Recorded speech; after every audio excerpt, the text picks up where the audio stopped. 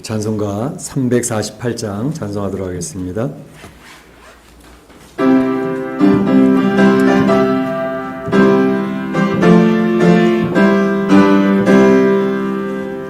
너희들과 싸울지라 주여 벗은 형제여 담대하게 싸울지라 저기 악한 적병과 심판날과 멸망의 날에 눈앞에 곧 다가오리라. 영광 영광 할렐루야 영광 영광 할렐루야 영광 영광 할렐루야 승리하리라. 누들과 싸울지라 주여 고함치는 느린 영한 아기 아닌가 노석도도도로 제목 그리고 주 예수 붙들어. 영광 영광 할렐루야 영광 영광 할렐루야 영광 영광 할렐루야 승리하리라.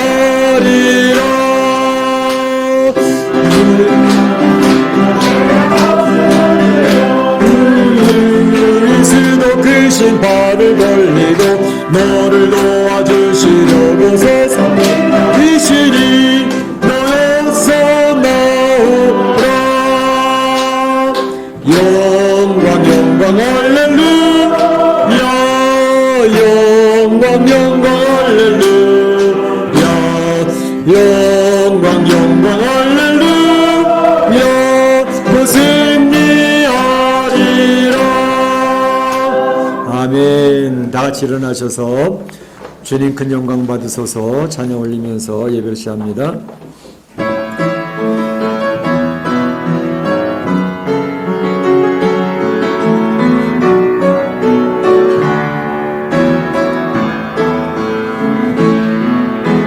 주님 큰 영광 받으소서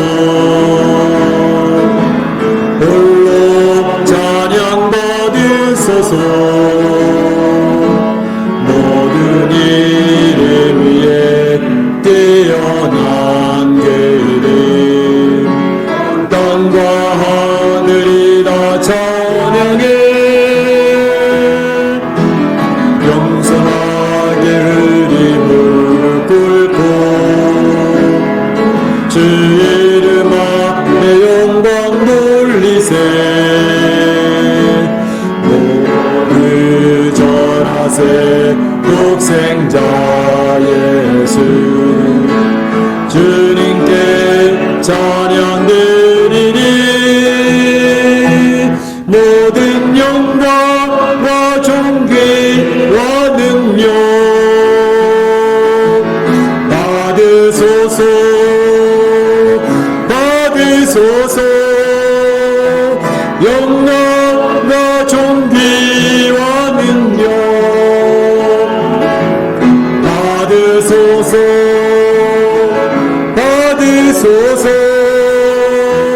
그리스도 살아계신 하나님. 형제들아 우리가 예수의 피를 힘입어 하나님께 나아가자. 하나님께 나아가는 자는 반드시 그가 계신 것과 자기를 찾는 자들에게 상 주시는 이심을 믿어야 할지니라. 하나님은 영이시니 예배하는 자가 신령과 진정으로 예배할지니라. 아멘.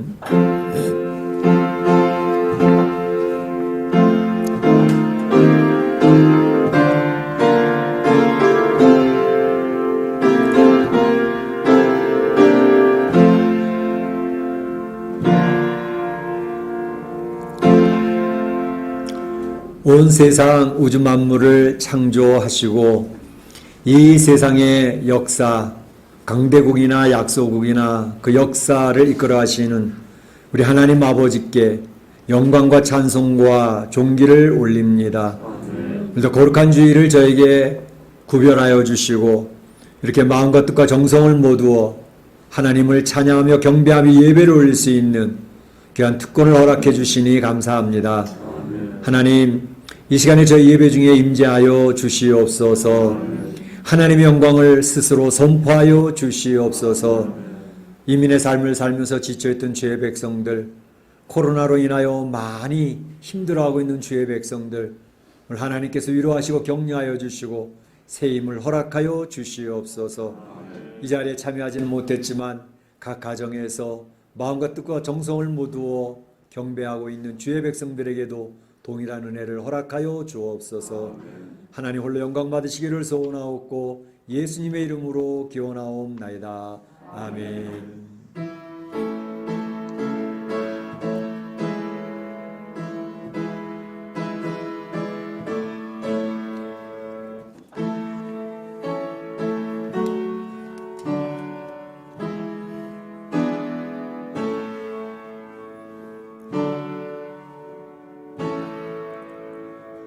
다 자리에 앉으시고 찬양 3장 하나님께 올리겠습니다.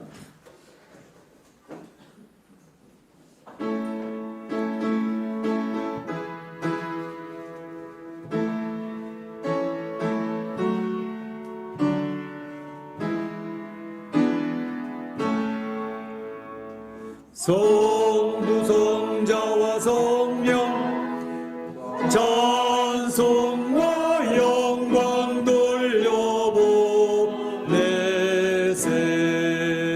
대초로 지금까지 또 영원 무금토록 성삼위께 영광 영광. 아멘. 성시교독 49번이 되겠습니다. 성시교독 49번 시편 108편이 됩니다. 하나님이여 내 마음을 정하여 싸우니 비파야 수구마 깰지어다. 여호와여 내가 만민 중에서 주께 감사하고 주의 인자하심이 하늘보다 높으시며 하나님이여 주는 하늘 위에 높이 들리시며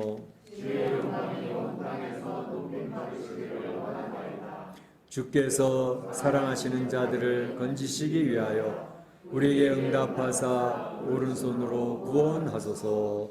아멘. 이 시간에 다 같이 한 목소리로 기도하는 시간이 되겠습니다.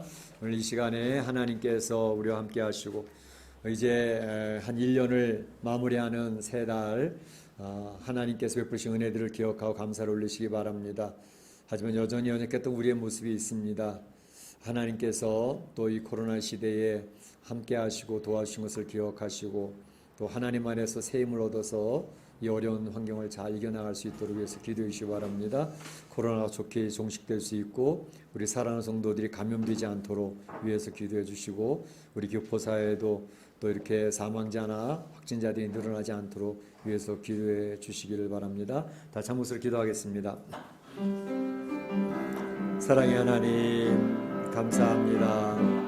오늘도 거룩한 주일을 저희 허락하여 주시고 주의 사랑하는 백성들과 함께 하나님을 찬양하며 경배하며 예배를 올릴 수 있는 귀한 특권을 허락해 주시니 감사합니다. 이것이 얼마나 큰 은혜인지 얼마나 감사한 일인지 저희들이 생각을 하며 우리가 무엇이간데 이렇게 하나님을 깨닫고 하나님의 위로를 받고 하나님을 찬양하고 경배하는 백성으로 구별되어졌는지 오직 하나님의 은혜일 뿐입니다. 아버지 하나님 2020년 한 해를 돌아볼 때에 너무나도 힘들었던 한 해였습니다. 코로나19로 인하여 많은 사람들이 사망을 했고 많은 사람들이 질병 가운데서 신음을 했고 참으로 많은 교회들이 예배를 제대로 드리지 못하는 가운데 하나님 어려운 한 해를 지내고 있었습니다. 그렇지만 하나님께서 저희를 불쌍히 여기시고 긍휼히 여겨주셔서 참으로 저희 교회가 이렇게 예배를 계속 드릴 수 있도록 인도해 주시는 것을 감사하고 주의 백성들이 이 코로나에 감염되지 아니하도록 이제까지 지켜지게 하신 것을 감사합니다.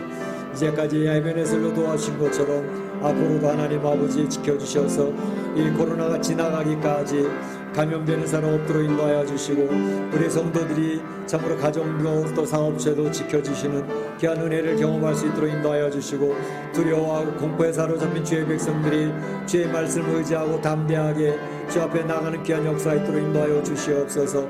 아버지 하나님, 우리 교포사회에도 사망자나 확진자가 늘지 아니하도록 주님 막아주시고 하나님 아버지 주님을 바라보며 우리의 모습이 인생의 모습이 얼마나 연약하고 유약한 존재인 것을 고백을 하며 하나님의 도움을 구하는 우리 교포사회가 될 수 있도록 인도하여 주시고 한 해가 마무리되어 결산하는 때에 우리의 인생도 결산하는 때가 반드시 온다는 사실을 기억을 하고 하나님 앞에 겸허하게 엎드려 주님을 바라보는 주의 백성을 되도록 인도하여 주옵소서. 오늘 이 예배를 통하여 하나님 영광을 노릇하여 주시고 주님 이 세상을 바라보는 분별력을 허락하여 주시고 제 마지막 때를 준비하며 살아가는 주의 백성이 될 수 있도록 역사하여 주시옵소서. 하나님 홀로 영광을 취하여 주옵소서. 감사하며 예수님의 이름으로 기도하옵나이다. 아멘. 나의 평안을 너에게 주노라. 내가 너에게 주는 것은 세상이 주는 것과 같지 아니하니라. 너희는 마음에 근심하지도 말고 두려워하지도 말라. 아멘. 사도신경 신앙교동합니다. 여러분은 무엇을 믿습니까? 여러분은 무엇을 믿습니까?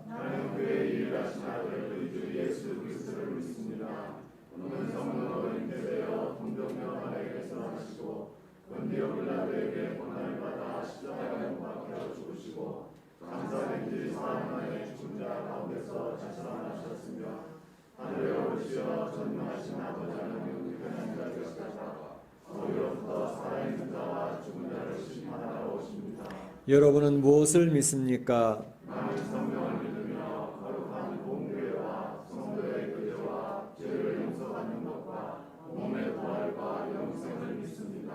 아멘. 찬송가 348장 하나님께 찬양 올립니다.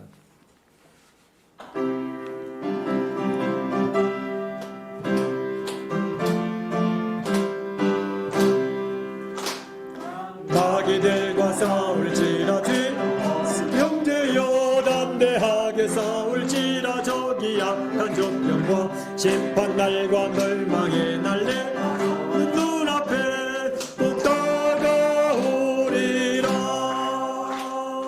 영광 영광 할렐루야. 영광 영광 할렐루야. 영광 영광 할렐루야. 또 승리하리라. 이들과 싸울지라. 벗은 형제여 고함치는 그들은 융한 마귀 아닌가. 무섭고도 더러운 제목 예수 붙들라. 영광 영광 할렐루야. 영광 영광 할렐루야. 영광 영광 할렐루야. 또 승리하리라.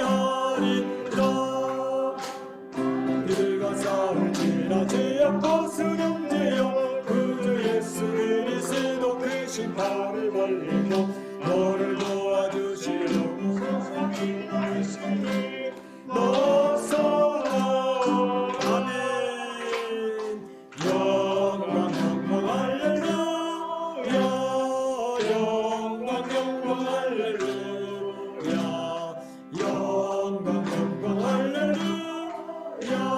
또 승리하리라. 아멘. 이 시간 우리를 대표해서 이정희 집사님 기도 인도해 주시겠습니다.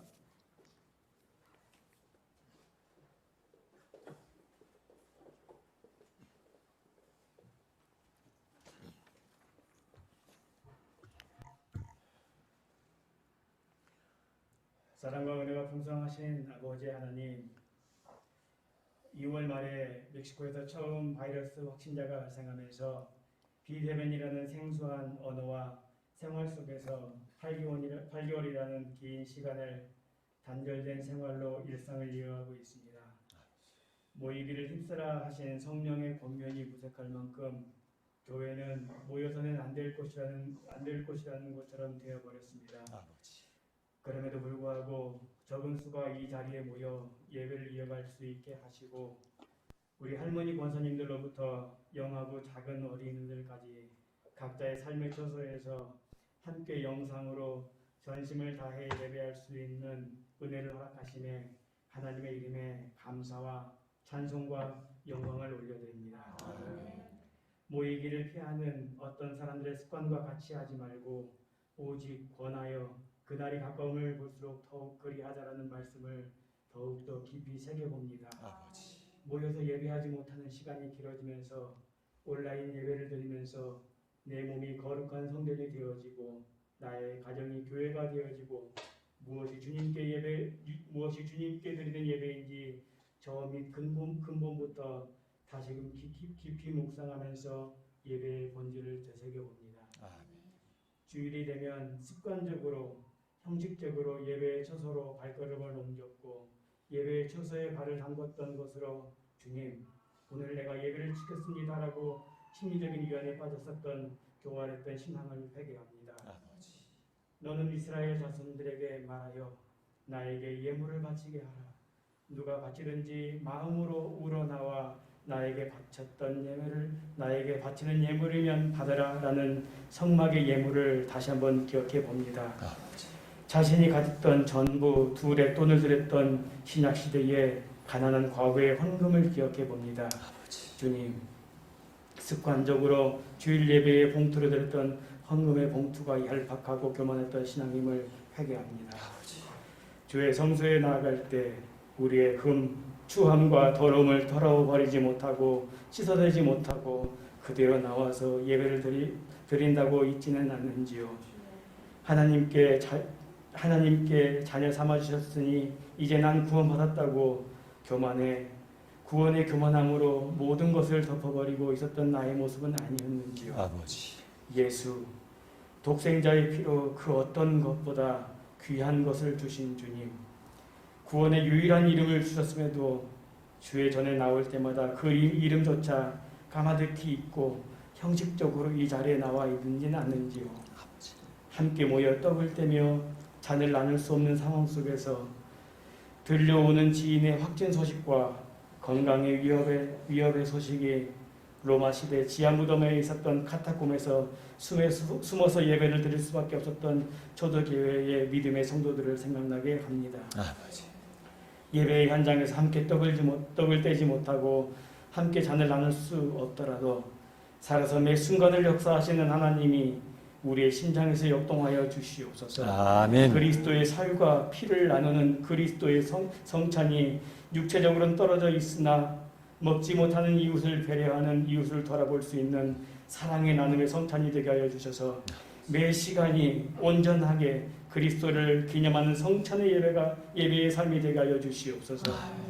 사업장이 센트로에 있거나 외부인과의 접촉이 필수적으로 해야 하는 성도님들이 있습니다.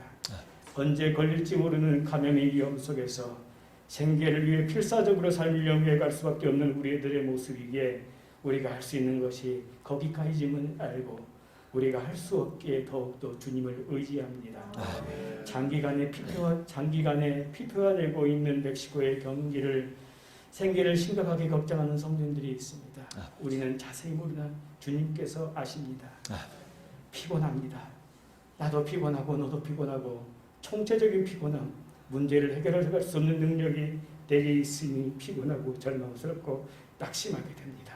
삶의 막다른 골목이 몰려서 찌르면 찔릴 수밖에 없는 나에게 아무런 힘도 능력도 없고 할 수 없는 것이 전혀 없을 때 여호와 체바오트 만군의 여호와하고 하나님을 힘차게 불러봅니다. 아멘. 주위의 감염의 소식을 들으면서 감염자의 건강을 위해서 기도합니다. 한 번도 경험하지 못한 인생의 공부 속에서 감기처럼 쉽게 넘기거나 무증상으로 넘어갈 수도 있지만 때로는 우리의 생명과 주위의 생명을 위협하는 공포스러운 모습으로 다가오고 있습니다. 믿음의 기도는 병든 자를 일으키신다는 말씀의 의거에 전심으로 기도합니다. 여호와 라파 치료에 하나님의 손길이 펼쳐 주시옵소서. 아멘. 영상에서 거뜬하게 털고 일어날 수 있게 하시고 그 입으로 여호와 라파 하나님을 찬양할 수 있는 입술을 허락하여 주시옵소서. 아멘. 기저질환 이나 육체에도 쇠함으로 인해 일상이 힘들어지고 계신 우리 성도님들이 있습니다. 할머니 권사님들로부터 육체의 연약함을 아시오니 특별히 이 시기 가운데 주님께서 더욱더 육체의 강건함으로 지켜주시옵소서. 아멘. 이민의 삶, 나그네의 삶을 나그네와 같은 삶을 살아가고 있는 우리들에게 경제적으로 어려움으로나 하나님을 바라보는데 힘겨워하지 않도록 힘과 지혜를 허락하여 주시옵소서. 아멘. 이 시간 말씀을 증거하실 조재영 담임 목사님을 위해서 기도합니다. 특별히 어려운 시국에 육체적 건강과 영적인 힘을 잃지 않도록 항상 영육의 강건함을 지켜주시옵소서. 오늘 단에서 증거하시고 선포되어지는 말씀이 하나님 말씀 되게 하여 주시옵시고 각 가정에서 TV와 모니터를 통해서 말씀을 듣지만 듣는 귀가 복되게 하여 주셔서 말씀을 듣는 우리 성도님들의 마음밭이 옥토밭이 되어 그 말씀의 씨앗이 깊이 뿌리를 내릴 수 있어 삶이 비바람에도 절대 흔들리지 않도록 믿음으로 승리의 믿음으로 삶으로 나아갈 수 있도록 도와주시옵소서. 미국에 떨어져 있는 가족에게도 항상 동일한 하나님의 축복이 함께 허락하여 주시옵소서. 예배의 모든 순간순간 주님께서 임재하여 주십시고 우리가 그 임재를 체험할 수 있기로 간절히 소원합니다. 아멘. 이 예배를 통해 온 영광, 존귀, 찬양을 받아 주시옵소서. 예수님의 이름으로 기도합니다. 아멘.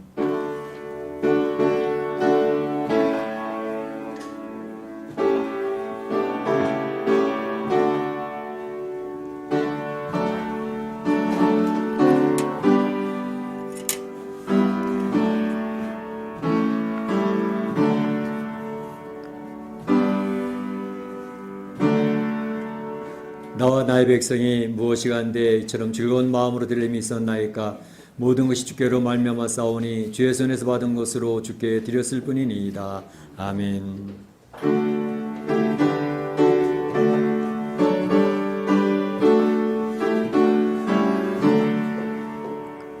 내게 있는 모든 것을 아낌없이 드리네. 사랑하고 의지하며 주만 따라 살리라. 주께 드리네. 주께 드리네. 사랑하는 그 주 앞에 모두 드리네. 사랑의 하나님 감사합니다. 오늘도 이렇게 거룩한 주일 주님 앞에 나와 찬송하며 하나님의 이름을 경배하는 귀한 특권을 허락해 주셨으니 너무너무 감사합니다. 저희가 무엇이 간데 이처럼 구별되어졌고 주님을 찬양하는 백성이 되어졌습니까? 오로지 하나님의 은혜일 뿐입니다. 하나님, 오늘 주 앞에 나와 예배드릴 때에 귀한 물질을 구별하여 올려오니 드리는 손길마다 가정마다 사업터마다 하나님의 놀라운 복으로 함께하여 주시기를 원합니다. 코로나19로 인하여 모든 경제가 피폐해진 상황에서 가정들의 경제가 흔들립니다. 사업터가 위험합니다. 하나님, 이런 가운데 하나님께서 지키시고 보호하시고 공급하시는 귀한 은혜가 경험될 수 있기를 원합니다. 아버지 하나님, 참으로 이런 어려운 가운데 우리 사랑하는 성도들의 건강이 지켜지기를 원합니다.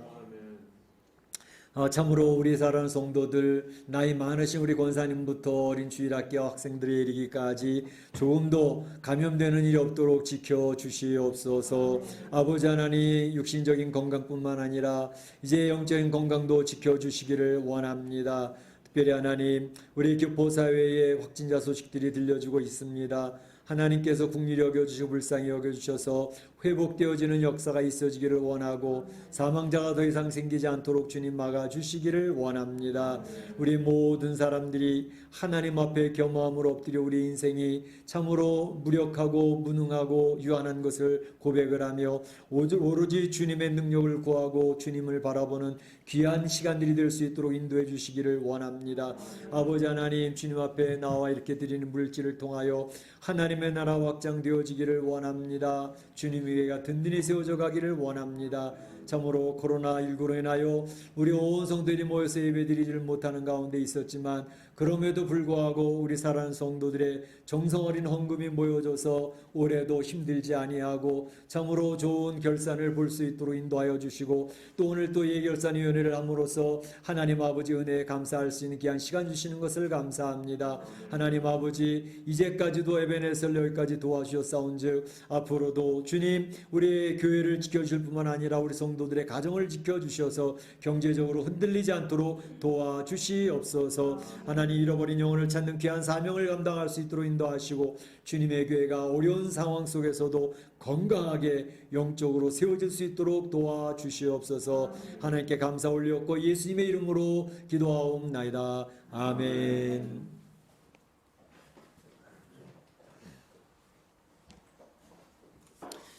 교회 소식을 알려드리겠습니다.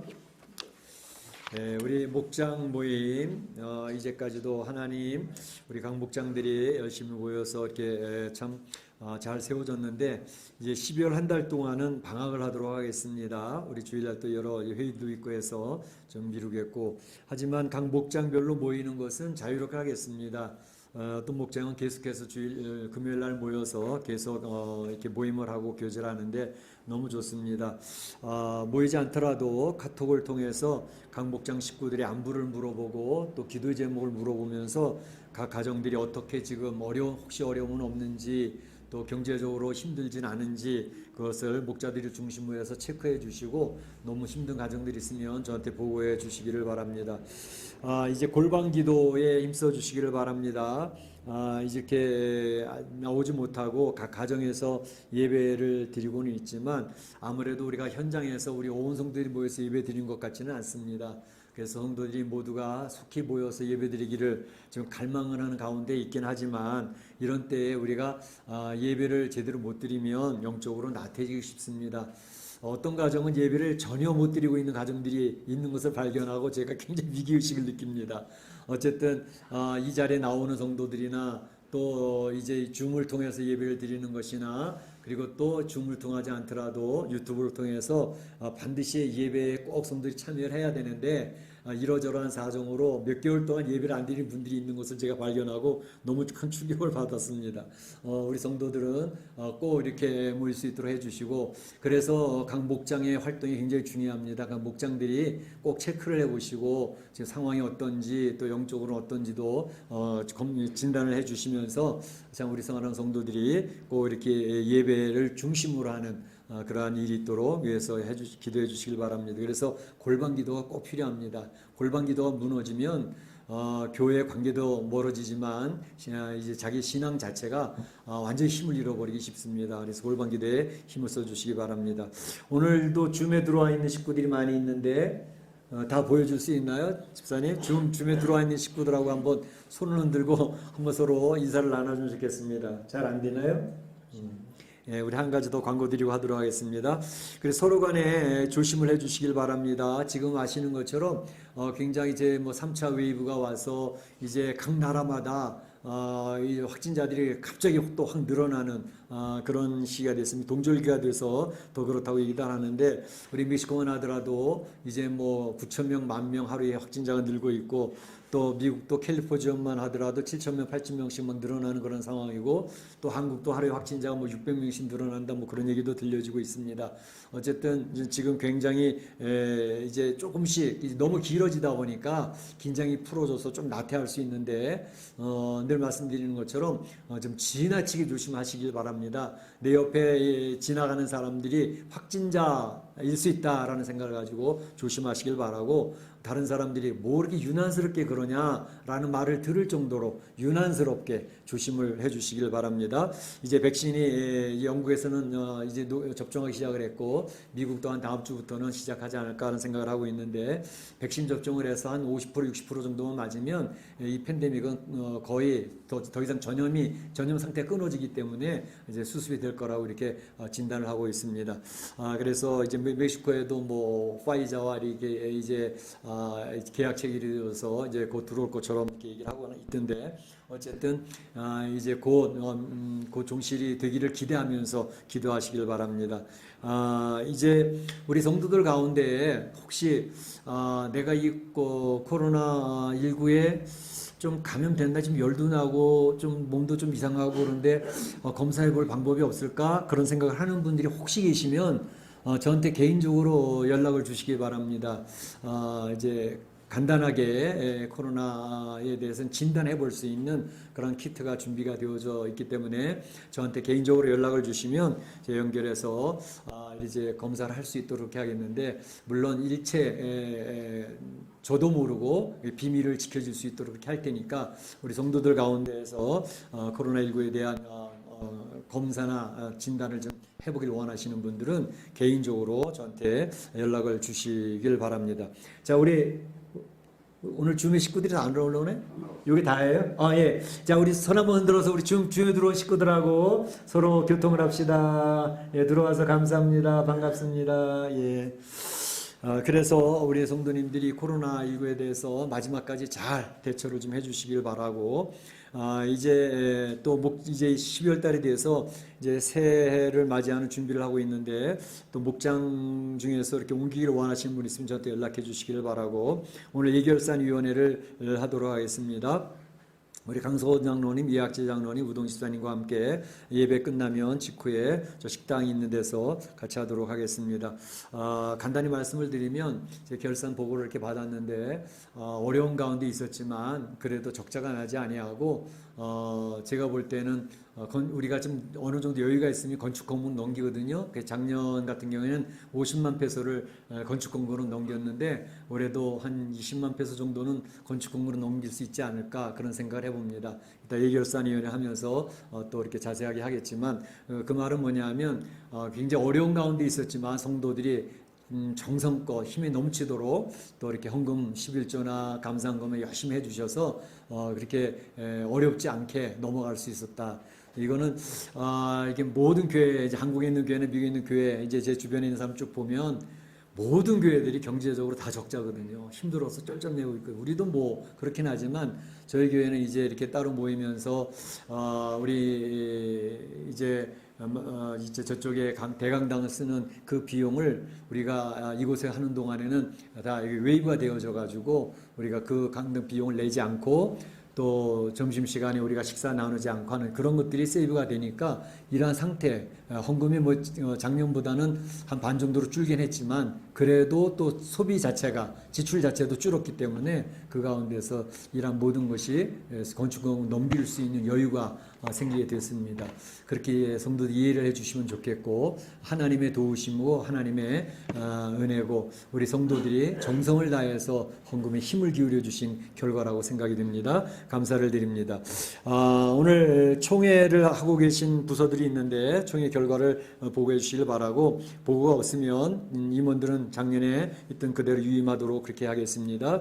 그리고 재정감사 각 부서별 활동은 안 했지만 11월, 12월, 2월, 3월까지는 활동한 게 있기 때문에 약간의 재정장부가 기록이 되어 있을 것이기 때문에 재정감사를 받으실 수 있도록 그렇게 하시길 바랍니다. 우리 강서원 장로님과 이학 장로님의 재정 회계장부에 사인을 꼭 받아 놓으시길 바랍니다. 이제 하나님 말씀을 보도록 하겠습니다. 하나님 말씀은 요한계시록 13장 1절에서 10절 말씀까지입니다. 요한계시록 13장 1절에서 10절 말씀까지 같이 교독을 하도록 하겠습니다. 내가 보니 바다에서 한 짐승이 나오는데 뿔이 10이요 머리가 7이라. 그 뿔에는 10 왕관이 있고 그 머리들에는 신성 모독하는 이름들이 있더라. 그 발은 검에 맑았고 그 입은 사자의 입 같은데 용이 자기의 능력과 보좌와 큰 권세를 그에게 주었더라. 그의 머리 하나가 상하여 죽게 된 것 같더니 그 죽게 되었던 성처가 나음에 온 땅이 놀랍게 여겨 짐승을 따르고, 용이 짐승에게 권세를 주어 용에게 경배하며 짐승에게 경배하여 이르되 누가 이 짐승과 같으냐, 누가 등이 이와 더불어 싸우리요 하라. 또 짐승이 과장되고 신성 모독을 말하는 입을 받고 또 42달 동안 일할 권세를 받으니라.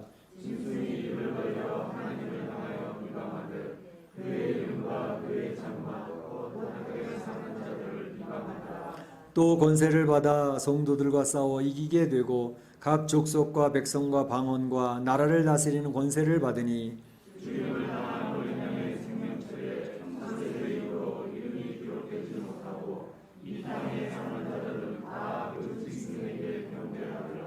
누구든지 귀가 있거든 들을지어다. 땅이 칼에 죽을 것이니 성도들의 인내와 믿음이 여기 있느니라. 아멘. 아멘.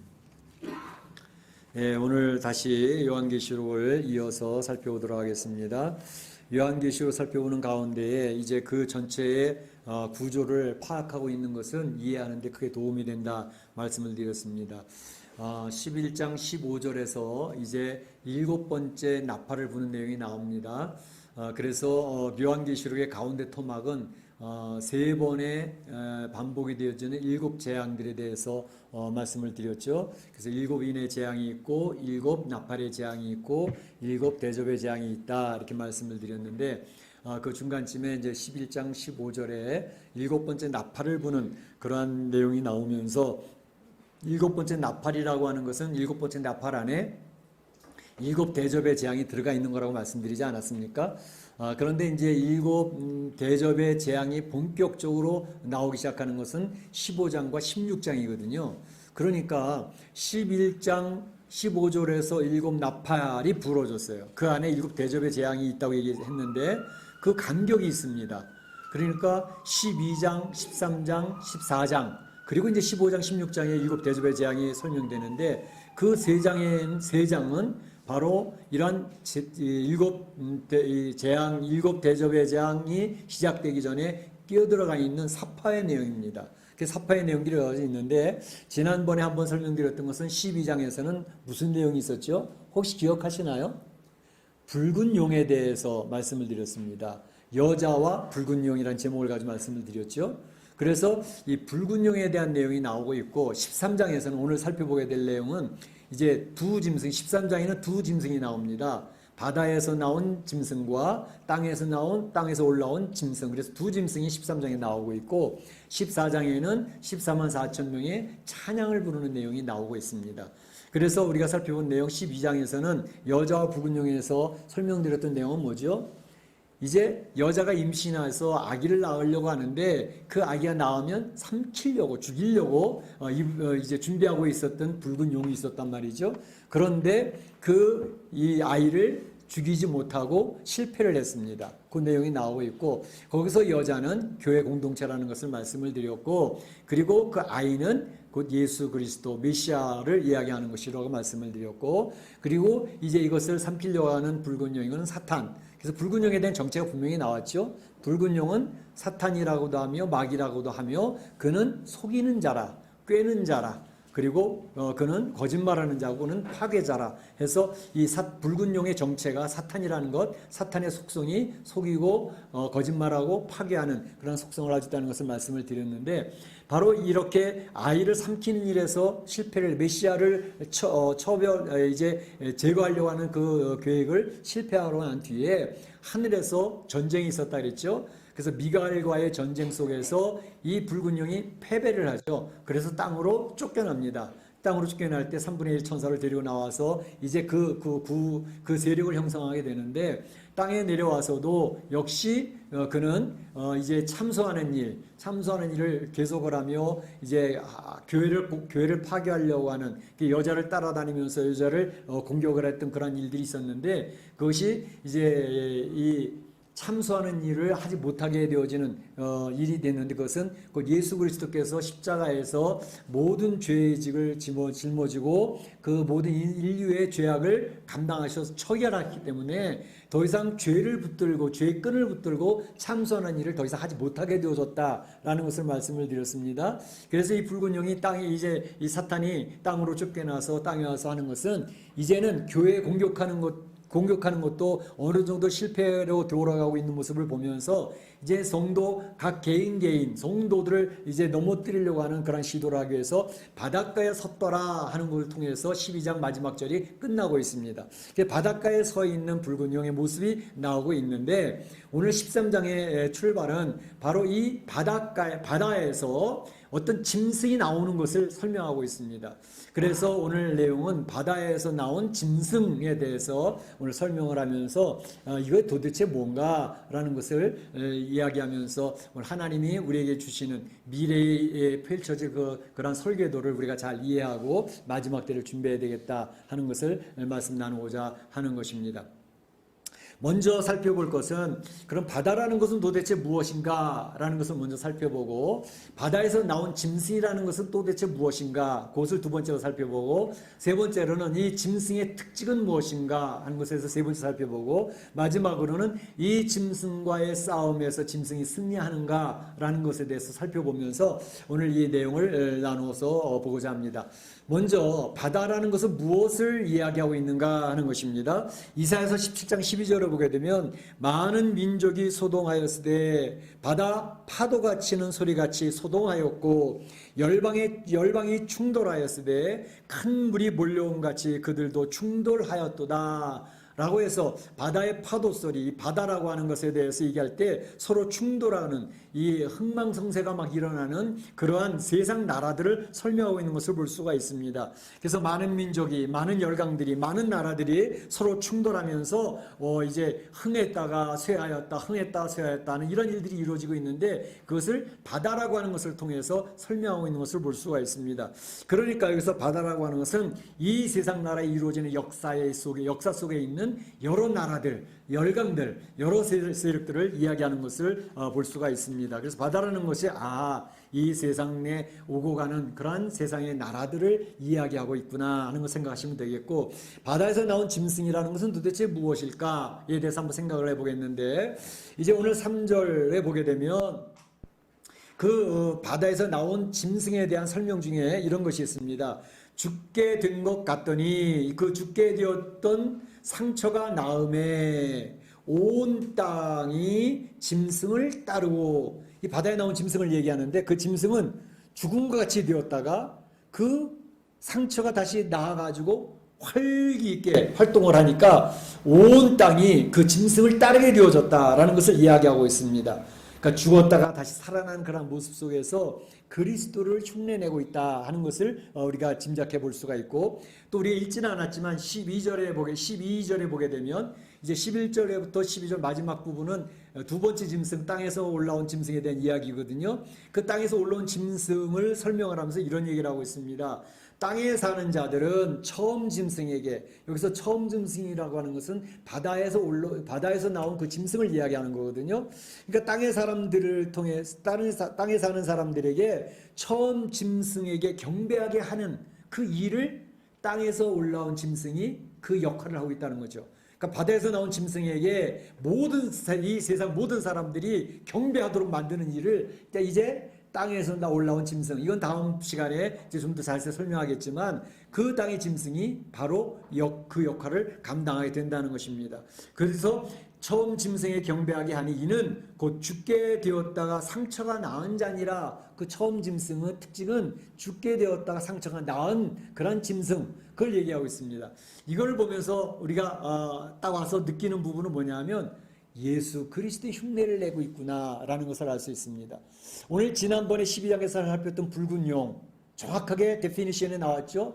붉은 용은 사탄이다, 마귀다, 속이는 자다, 거짓말하는 자고 파괴하는 자다.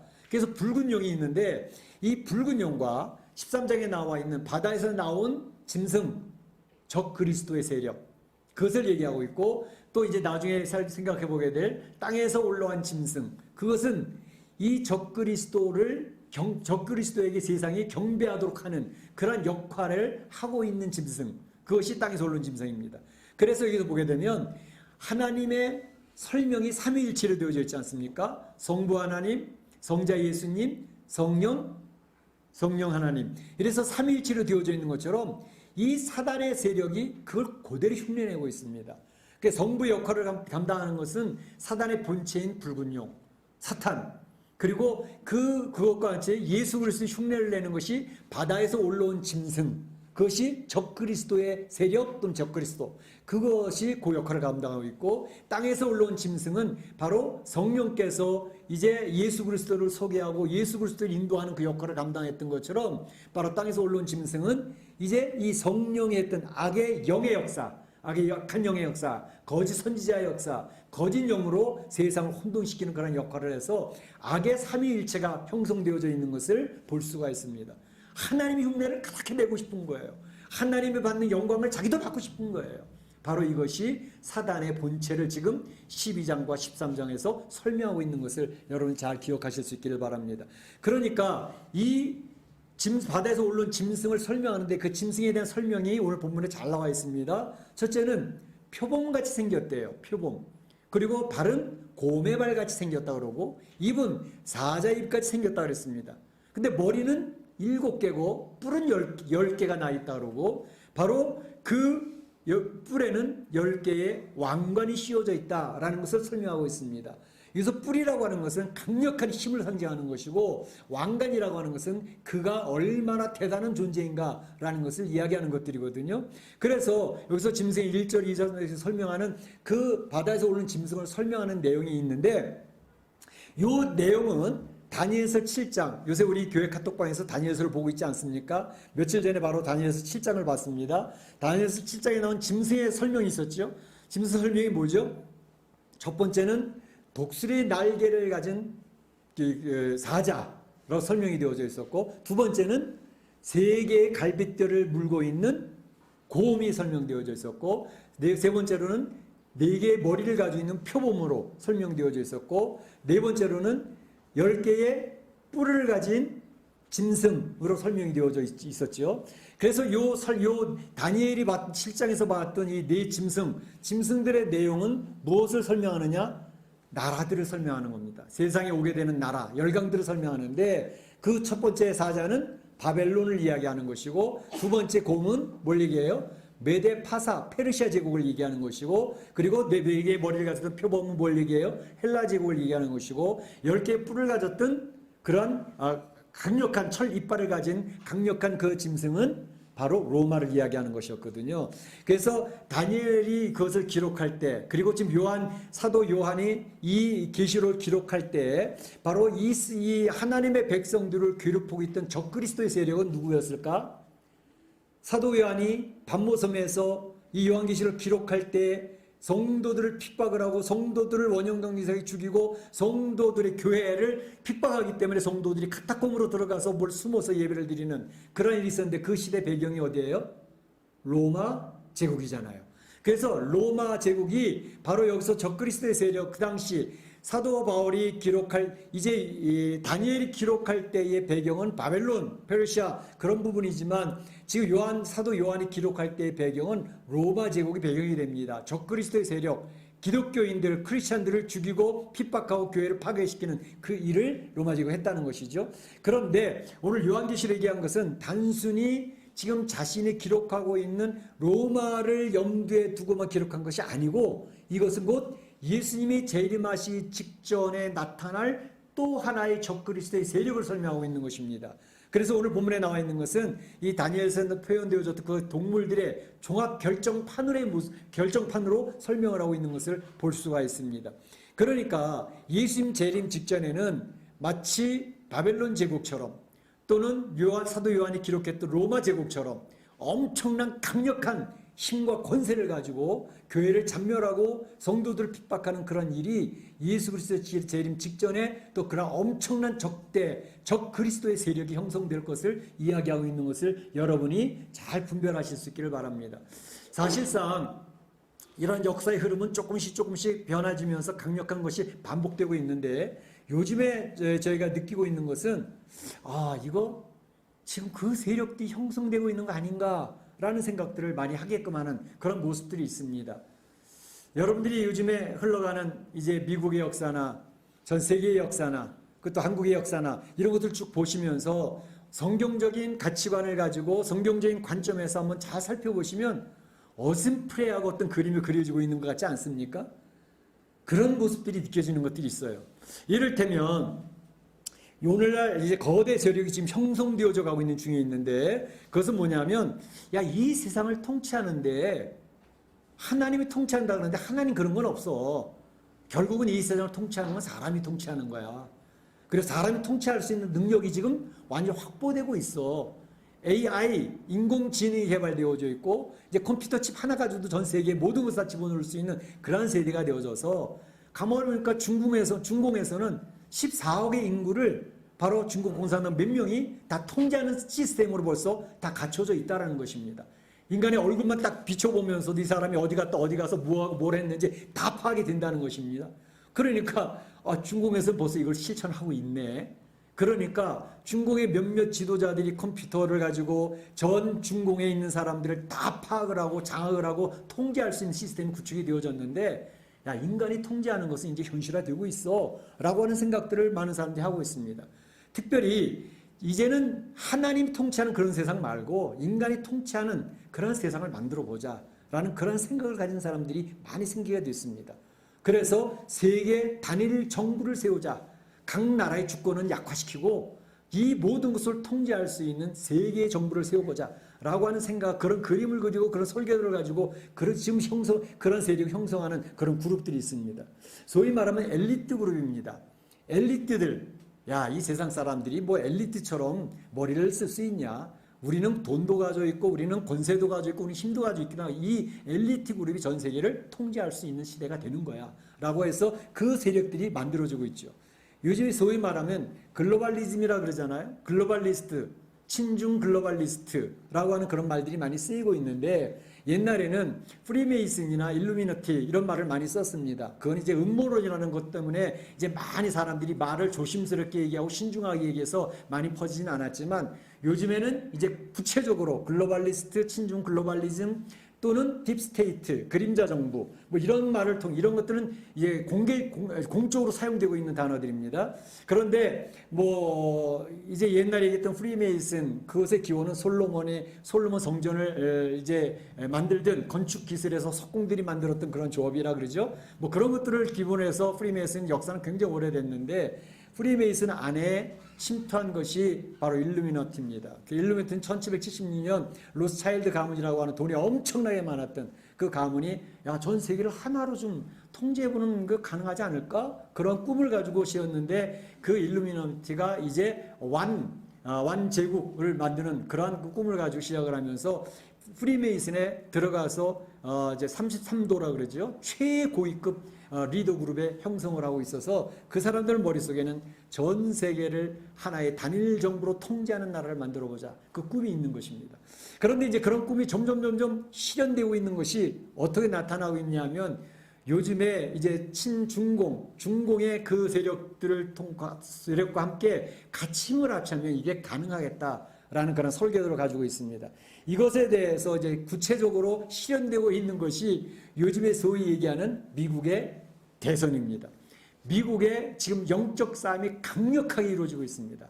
그 영적 싸움은 성경적인 가치관, 미국을 세울 때의 그 건국의 아버지들이 세웠던 미국의 헌법, 성경 정신이거든요. 그것을 가지고 미국을 세워 나갈 것인지 아니면 이제 그런 시대는 지났어.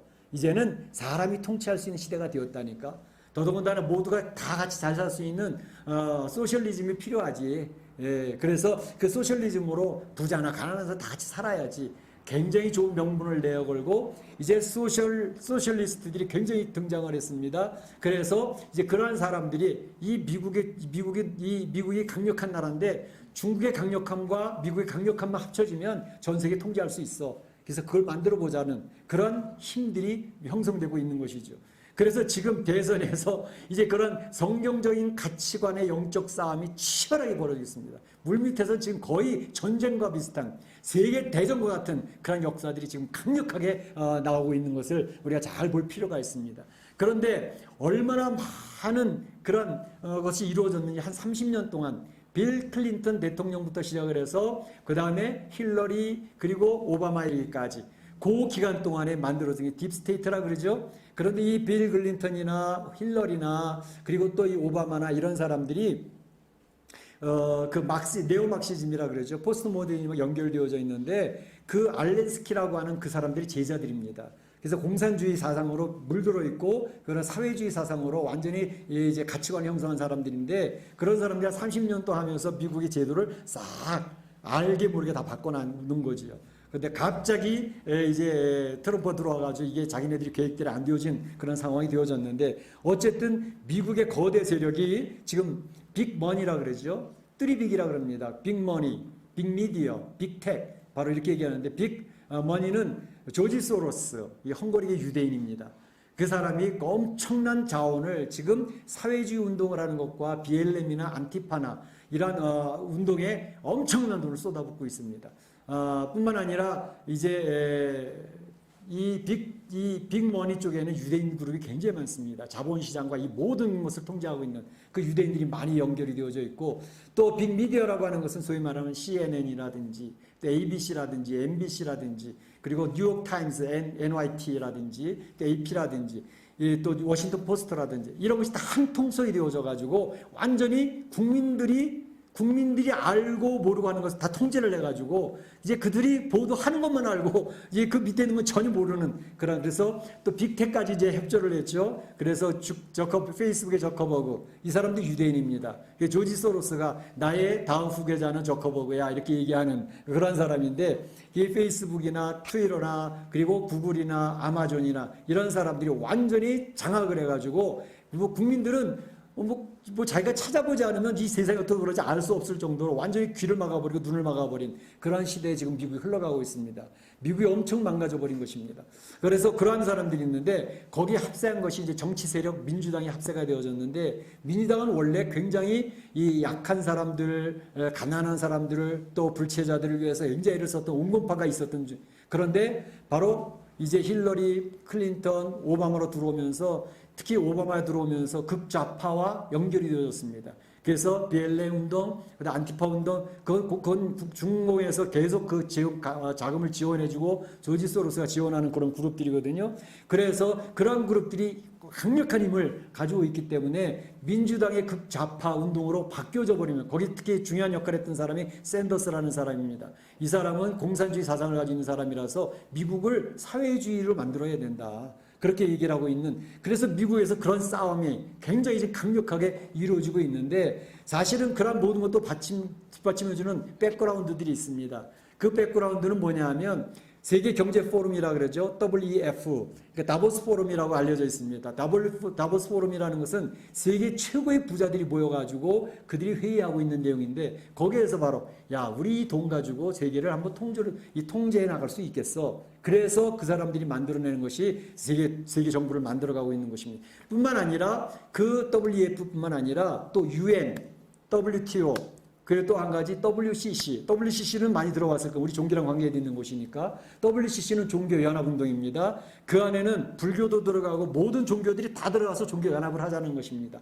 그 안에서 기독교도 명색이 이름 걸려 있는데 진짜 기독교인들은 그 안에 없습니다. 그래서 기독교라는 이름을 가지고 종교연합운동을 하고 있고, 그것에서 또 중요한 역할을 하고 있는 것이 교황입니다. 그래서 전 세계, 교황의 지금 현재 교황은 전 세계를 사회주의화 시키자. 그래서 통제할 수 있는 한 정치 단체를 만들어 놓고, 거기서 전체를 통치하자. 그런 제안을 하고 있는 그런 사람입니다. 그러니까 지금 이 세상에 바로 옛날에 바벨론 제국과 같은, 그리고 로마 제국과 같은 전 세계를 통제할 수 있는 단일 정부를 만드는 그런 적그리스도의 그런 세력들이 형성되고 있는 이 형국을 볼 수 있어야 되겠다 하는 것입니다. 그래서 앞으로 예수님 재림 전에는 지금 형성된 이 그룹이 그렇게 될지 아니면 또 지나갔다 또 다른 그룹이 생길지 모르지만 분명한 사실은 예수님 재림 전에는 이런 강력한 힘을 가진 전 세계를 통제하는 그런 그룹들이 생겨서 사람들 개인 하나하나를 다 통제하는 그러한 세상이 온다라는 것입니다. 그래서 지금 적그리스도의 세력은 형성되어져 가고 있는데 사실은 적그리스도는 현재 드러나지 않고 있습니다. 적그리스도라는 것은 뭐냐면 적그리스도 세력을 얘기하는 게 아니라 이 적그리스도의 세력을 전체적으로 통솔해 나가는 리더를 얘기합니다. 그 리더는 인격체입니다. 인격체인데 그 사람 우리 눈으로 볼 수 있고 실제로 앞에 나와서 내가 신이다라고 하는 사람이 나타나는 것입니다. 그 사람이 이러한 모든 세력을 통제하게 될 것인데 지금은 드러나지 않고 있지만 예수님 재림 직전에 확실하게 드러날 것입니다. 그래서 하나님 앞에 경배하지 말고 예수 그리스도 섬기지 말고 그리고 나를 섬겨라. 그래 너희들이 살 수 있고 너희들이 먹을 것이 생겨. 그렇게 얘기하는 적그리스도가 나타난다는 것입니다. 그래서 우리 성도들은 이런 그림을 잘 알아서 마지막 때를 준비하는 그런 삶이 되어져야 되겠다는 것입니다. 이 짐승의 특성은 무엇인가? 몇 가지가 있는데 첫 번째는 이 적그리스도의 세력, 이 적그리스도는 붉은 용으로부터 권세를 받습니다. 그래서 4절에 보게 되면 붉은 용이 짐승에게 권세를 준다라고 이렇게 이야기를 하고 있습니다. 그래서 이 적그리스도의 세력과 적그리스도는 그 힘의 근원을 붉은 용에게 두고 있습니다. 붉은 용 사탄에 의해서 힘을 얻어가지고 그 일을 하게 되는 것입니다. 두 번째로는 이 짐승의 목표는 사탄 숭배가 목표입니다. 사탄 숭배. 그래서 붉은 용을 경배하라는 것입니다. 그래서 미국에는 눈에 보이지 않지만 사탄 교회가 많습니다. Church of Satan. 그런 교회들이 굉장히 많습니다. 그런 거 꼭 기억하실 필요가 있고, 그 다음에 New Age Movement. 심령을 편안히 하라. 우리 인간이 중요하다. 그러면서 심령 편안히 New Age Movement 이것도 조심해야 되고, 그리고 이들이 이용하는 것은 결국은 재물의 힘입니다. 물건, 돈으로 모든 것을 강력을 장악해 나갑니다. 지금도 많이 흔들리고 있는 게 뭐냐면 조지 소로스라든지 또 많은 물질 그리고 중국으로부터 투입되는 많은 돈들 이것들이 각 주의 주지사 국무장관 그다음 각 하원 상원에 있는 중요한 인물들에게 돈으로 처발릅니다. 그 사람들이 중국의 돈을 먹으니 그들이 시키는 대로밖에 할 수가 없습니다. 심지어 조 바이든 아들 헌터 바이든은 중국으로부터 돈을 엄청나게 받았지 않습니까? 그러니까 바이든만 대통령이 되어지면 중국이 뒤에서 얼마든지 조정할 수 있는 그런 시대가 열린 것입니다. 왜냐하면 그는 약자가 되어져 있기 때문에. 그래서 이제 바이든이 대통령 되면 미국은 중국의 속국이 된다 그런 말이 나오고 있는 것입니다. 이 돈으로 모든 것을 매수해버렸기 때문에 그게 사단의 전략이죠. 속임수로 이게 더 윈윈하는 플랜이라고 너도 잘 살고 우리도 잘 살고 세계 모두가 편안하게 지나잖아. 속임수입니다. 거짓말입니다. 그리고 결국 속으로 들어가면 파괴시켜버리는 것입니다. 그러한 역사를 가지고 지금 추구하고 있다는 것입니다. 그래서 결국은 이 적그리스도의 세력, 적그리스도가 나를 경배하라는 것입니다. 하나님을 경배하지 말고 예수 그리스도를 경배하지 말고 나를 경배하라는 것입니다. 마치 사탄이 예수님에게 나에게 절하라고 그럼 이 세상의 힘을 온테 다 죽인다고 얘기했던 것과 똑같은 일이 세상 마지막 때 벌어지고 있는 것입니다. 그리고 바로 이 짐승이 하는 일 세 번째는 하나님의 이름을 비방하라고 성도들을 핍박하는 일에 초점을 맞추고 있습니다. 그래서 6절 7절에 나와 있는 것은 하나님을 비방하되 또 권세를 받아 성도들과 싸워 이기게 되고 이런 얘기를 하고 있죠. 그러면서 하나님의 교회를 핍박하는 일, 하나님의 교회를 파괴하는 일이 그들의 그 사단의 초점입니다.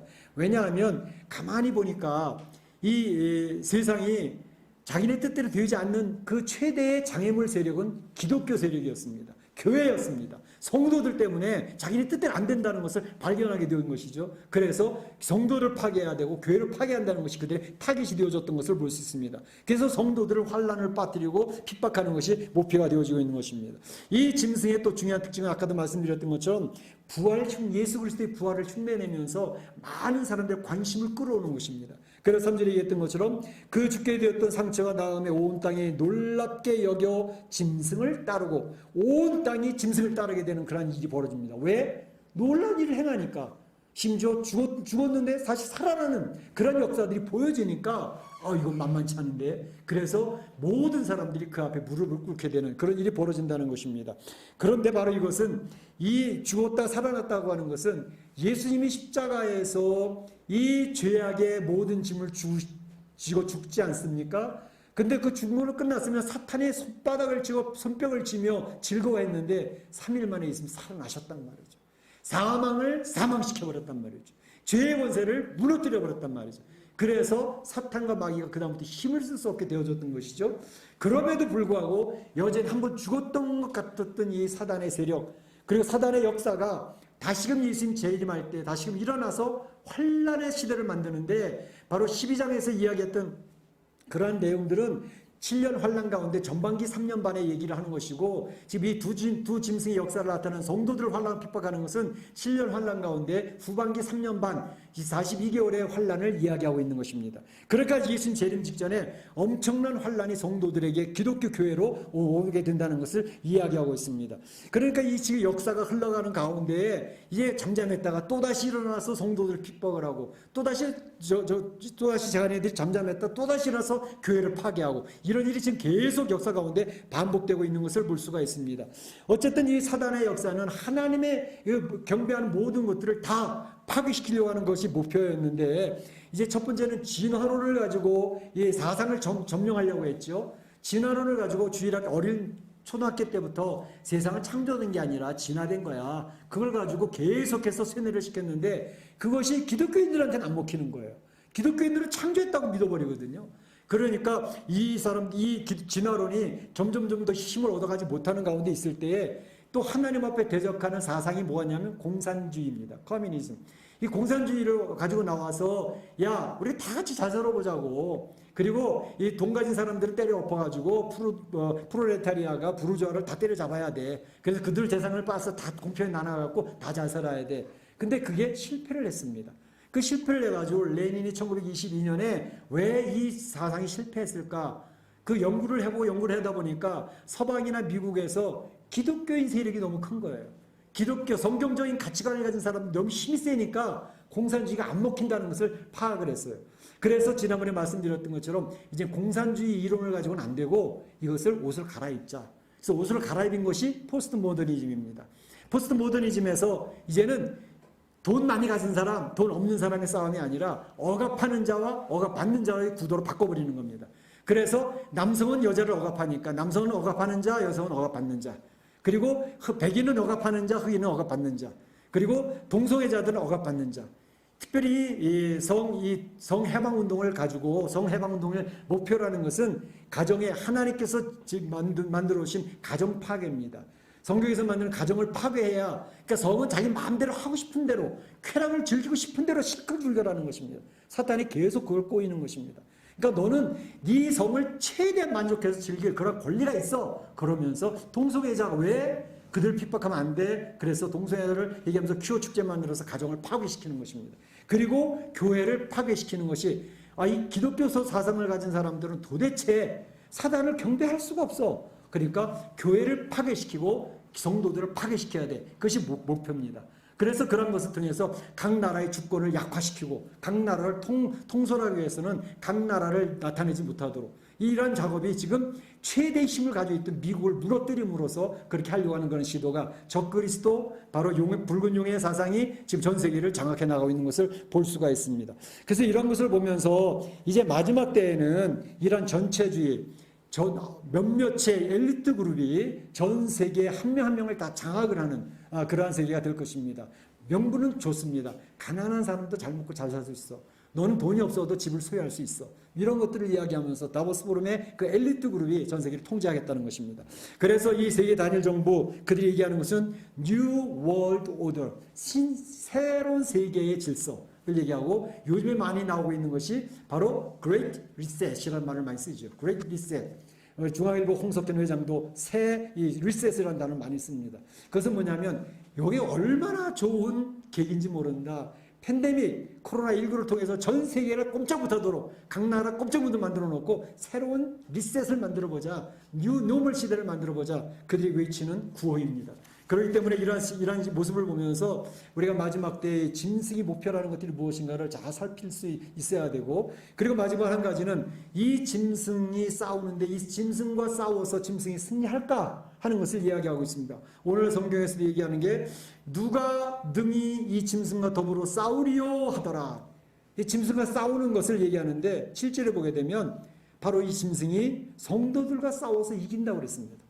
그러니까 성도들이 대항을 하고 성경적인 가치관을 대항을 하다가 다 무너져 버리는 겁니다. 이 대항을 해서 더 이상 이겨낼 수 있는 힘이 없어요. 그래서 이 짐승이 권세를 받아서 성도를 싸워서 이기게 되는데, 그런데 8절에 보게 되면 이렇게 얘기를 있습니다.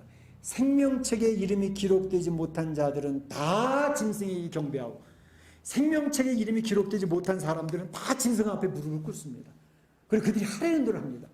그리고 그들이 끌려갑니다. 그런데 예외자가 있는 것은 생명책에 이름이 기록된 사람들은 짐승 앞에 무릎을 꿇지 않는다는 것입니다. 그래서 10절에서 얘기하는 것처럼 칼로 죽이는 자는 칼로 죽임을 당하여, 그래서 성도들은, 그래서 이 칼로 죽이는 자들은 마땅히 칼에 죽는다 그랬는데, 오늘 우리가 보는 성경에는 그 중요한 내용이 하나 빠져 있어요. 옛날 우리가 이거 보던 전의 성경에는 10절에 이렇게 되어 있습니다. 칼로 죽이는 자는 자기도 마땅히 칼에 죽으리니. 자기도라는 말이 빠져 있어요. 다시 말하면 성도들을 칼로 죽이잖아요. 순교시키잖아요. 그런데 그 칼로 죽이던 그 대적들이 자기도 칼에 죽임을 당한다. 이렇게 표현이 되어 있습니다. 근데 오늘날 우리가 보는 성경에는 그런 뜻의 뉘앙스가 분명하지가 않아요. 그러니까 성경은 여러 개를 잘 볼 필요가 있습니다.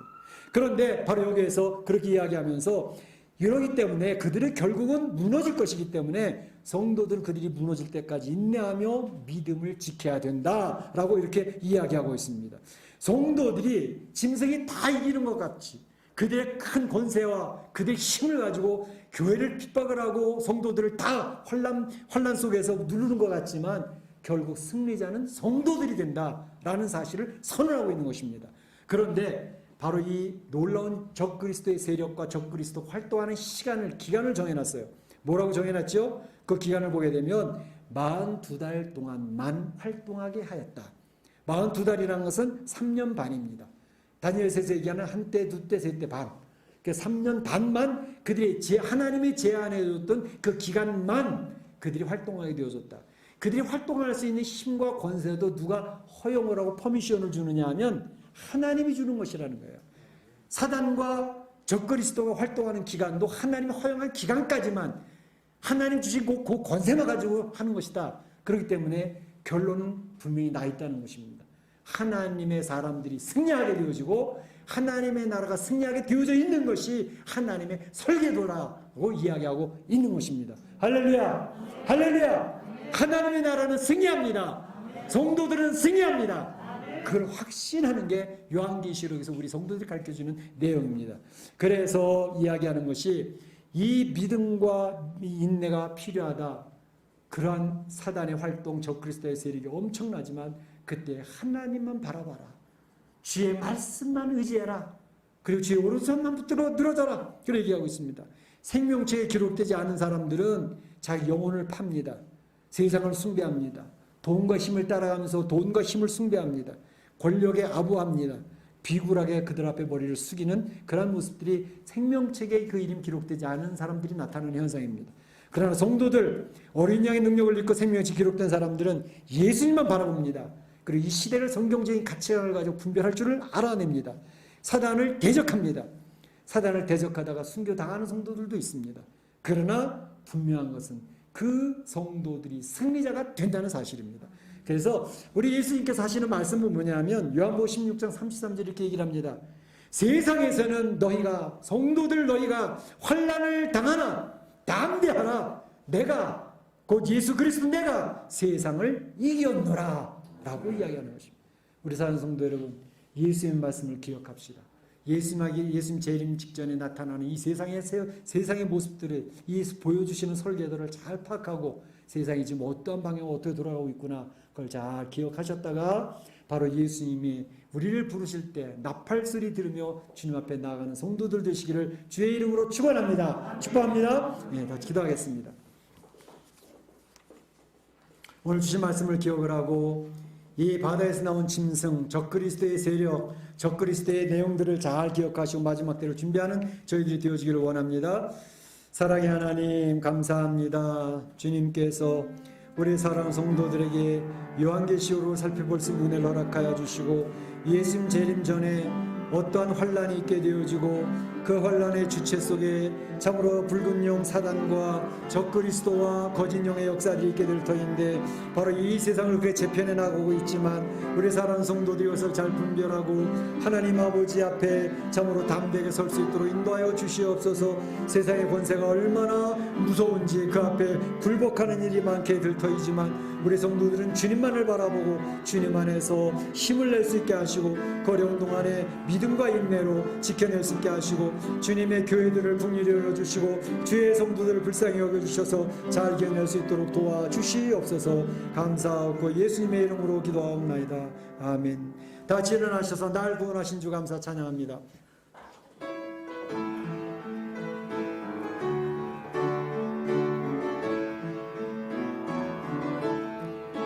날 구원하신 주 감사 모든 것 주신 감사 지난 추억이 내 감사 주 내 곁에 계시네 향기로운 봄철의 감사 외로운 가을 날 감사 사라진 눈물도 감사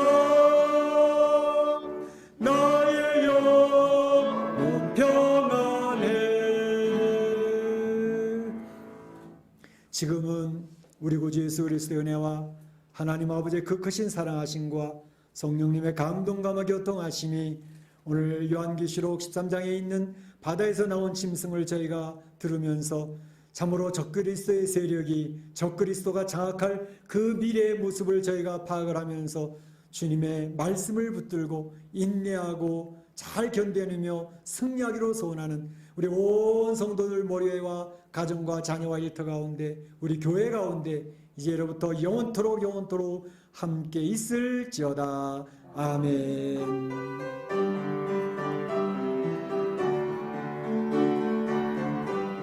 아버지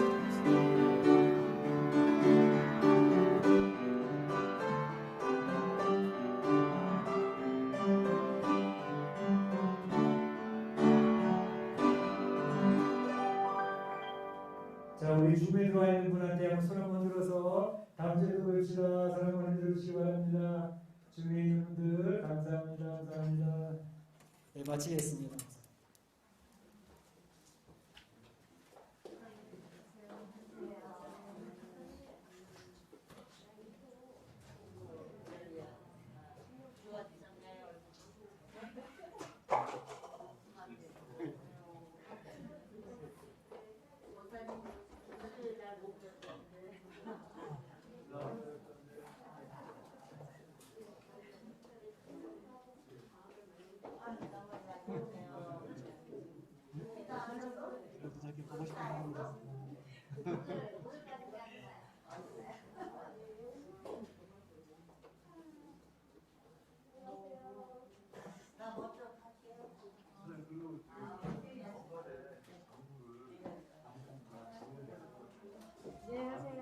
안녕하세요. 네.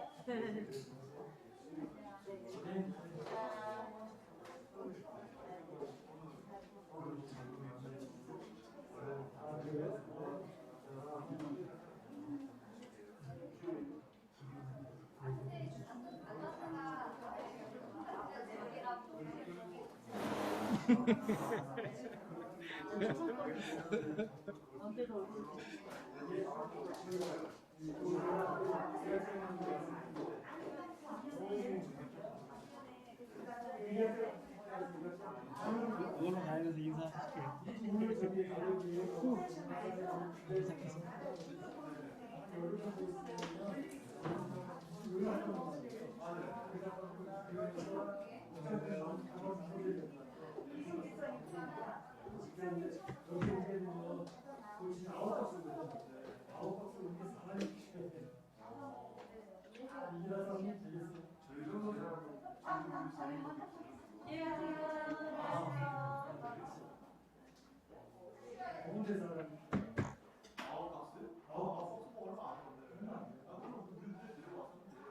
전화를 한번 하시면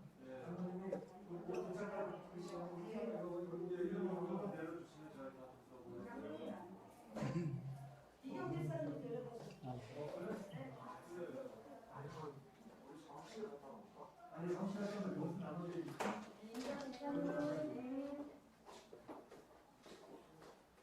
전화를 주시면은 전화를 주시면